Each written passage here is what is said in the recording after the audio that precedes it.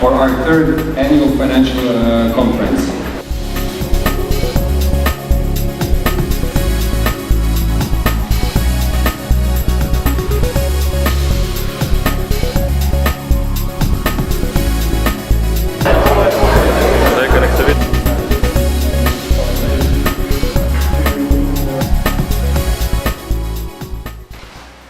It's about country-specific risk. It's not about big systemic risks. There's a lot of politics out there.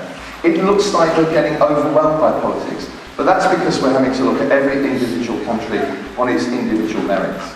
Other than the big sell-off we saw on the 2nd of March, markets have been remarkably calm about Ukraine.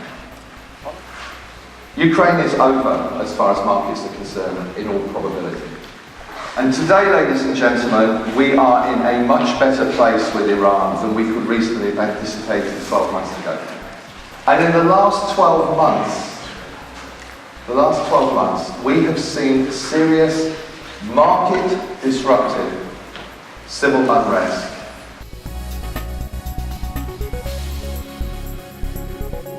I think there are always three factors you have to think about. The one is basically, core market monetary policy, and that's mainly the Fed, frankly. But we are having a global manufacturing recovery, and we have some positive examples. Mexico is undertaking very interesting reforms in the energy sector. As I said earlier, I'm very hopeful that India may go forward and introduce reforms. I actually think that Eastern Europe, or Central Eastern Europe, Southeastern Europe, with the pressure from the EU, has already started to introduce a lot of reforms. I think this will be very crucial now going forward by markets. But in many other emerging markets, banking systems were actually not very leveraged, so the loan-to-deposit ratios were relatively low.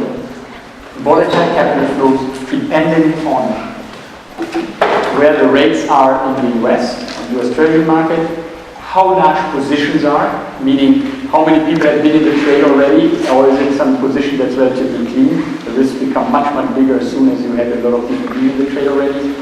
And then any type of news about China, etc., where people feel is a general risk-off environment.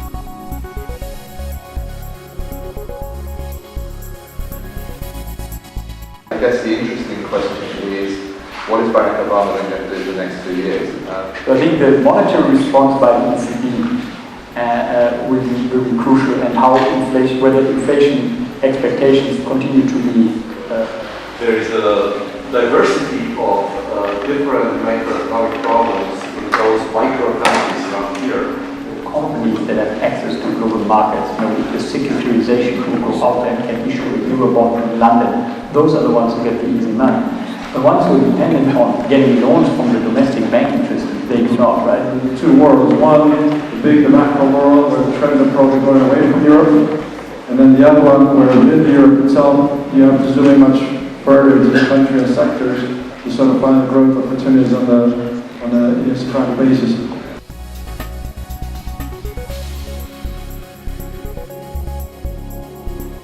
2014, pretty balanced, looking forward more of a domestic demand-oriented growth. Japan is heading up north. On the other hand, there's a lot of FDI in this story.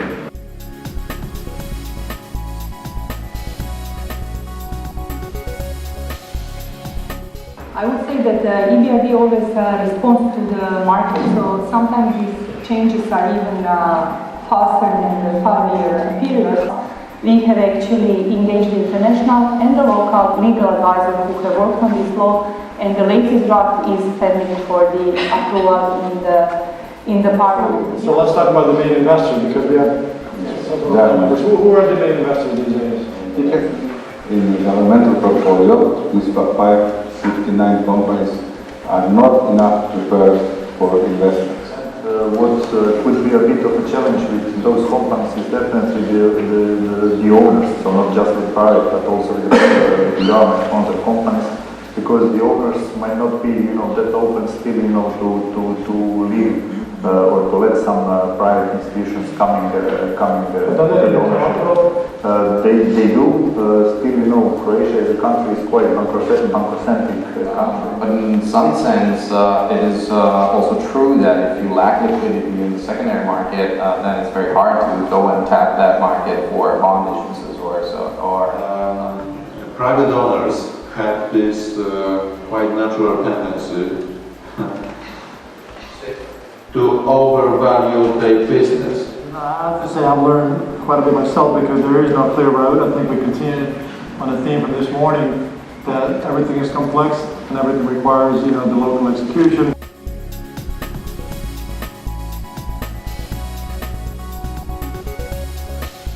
Stock markets in Chinese culture is years evolving around the pig.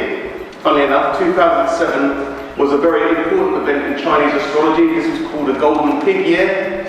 And as you know, the big rally of 2007 at the peak of the stock market in October 2007 was indeed a pig year. But this is still a story made by man-made devices. When we look at academia and the way we do accounting and finance, we use different points of the calendar to measure time. The three primary emotions that we face in the market on a very simplistic scale are fear, greed, and hope. We have three phases of investment behaviour. You have here at the beginning an accumulation phase, followed by a participation phase.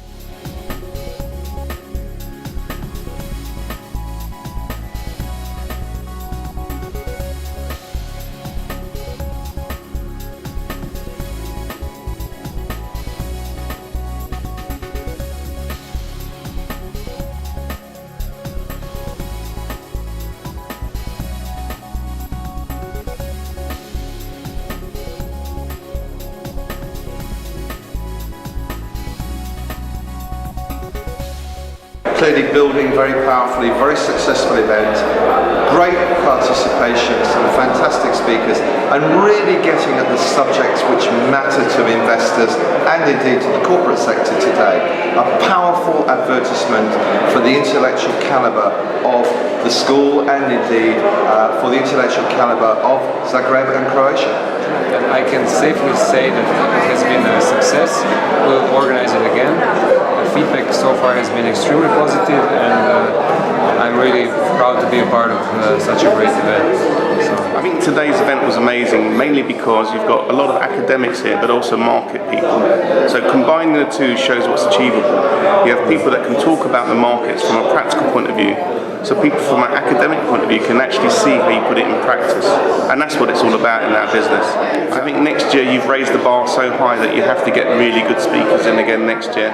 I think the conference was interesting. It was, I think, intriguing in a way. It was stimulating because usually those conferences people don't get necessarily into discussions, and I really value the fact that there were several lively discussions during the conference. It was a very well organized event, and I think a very good selection also of topics, of speakers. It's a great way of bringing students closer to the issues that are today hot topics in finance, but also internationally. I think it's an amazing conference. I hope it happens every year from now on.